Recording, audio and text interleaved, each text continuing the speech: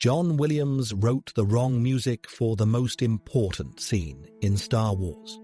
Not wrong in the way that a mistake is wrong. Wrong in the way that changes everything. He wrote something darker, something that would have made this scene, the scene you know better than almost any other image in cinema, feel like a warning instead of a promise. In this video, I'm going to play you both versions, and by the end, you will never hear the binary sunset the same way again. Now let's play you the original version, the one that filled us with hope and longing for the future.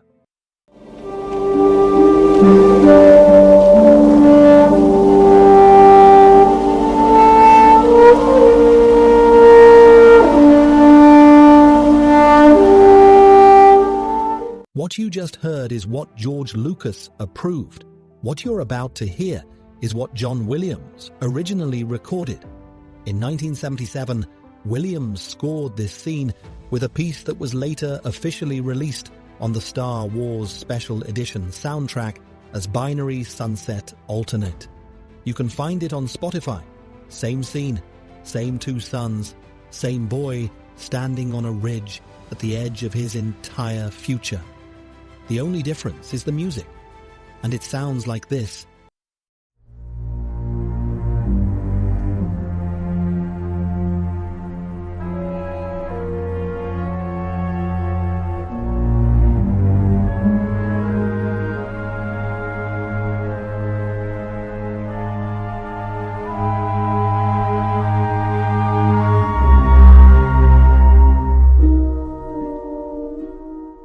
Did you feel that? That unease? That sense that something is wrong with a scene you've loved your entire life? What you heard underneath those images is called the Dies Irae, a musical motif that composers have used for centuries to signal doom, death, fate closing in. Mozart used it in his Requiem. Berlioz used it in his Symphonie Fantastique. It is one of the oldest musical signals in Western music for darkness and dread. And John Williams put it underneath the most hopeful image in Star Wars. Here is the thing. Williams wasn't wrong. Not technically, not professionally, not even emotionally. Think about what Luke Skywalker is actually standing at the edge of in that moment. He's about to lose his uncle, his home, his mentor. He's about to watch people he loves die. He's about to carry a burden that will have the fate of the galaxy on his shoulders. Williams read that scene as a composer who understood the full weight of what was coming. He wrote music that told the truth about the journey, that it would cost something, that the boy looking at those suns would not come back unchanged. From a purely compositional standpoint, that is a defensible reading, maybe even a profound one. But it was the wrong reading for that particular moment, because what Lucas needed from this scene wasn't truth about what was coming. He needed something rarer. He needed the audience to believe that the journey was worth taking before they knew where it would lead. He needed the scene to feel like the beginning of something, not the weight of everything that would follow. Lucas heard Williams's recording, and he knew immediately, not because he could analyze the harmonic structure, but because he felt it. He sat in that room and he felt that something was wrong. He pushed back.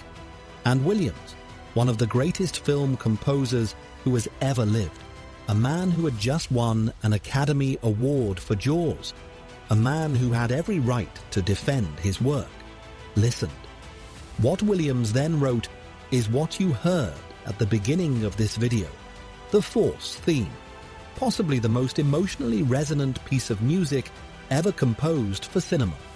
A melody so perfectly tuned to hope and longing and destiny that it has anchored 9 films and 50 years of storytelling. It was born from one conversation, one director saying, "This isn't right," and one composer willing to find what was. Hear how different that feels now.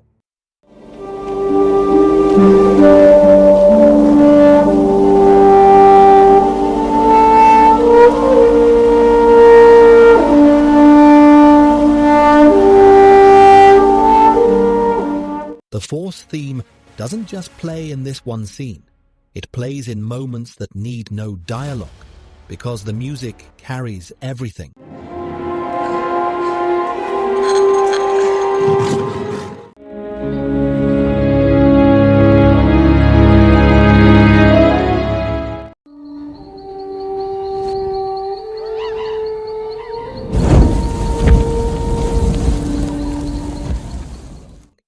That piece of music nearly didn't exist, and that would have been wrong.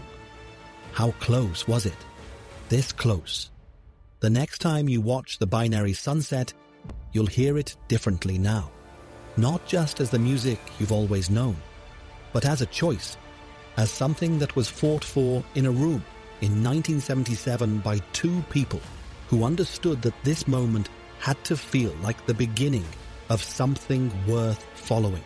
George Lucas didn't just make a movie, he protected a feeling. And because he did, hundreds of millions of people have carried that feeling for 50 years.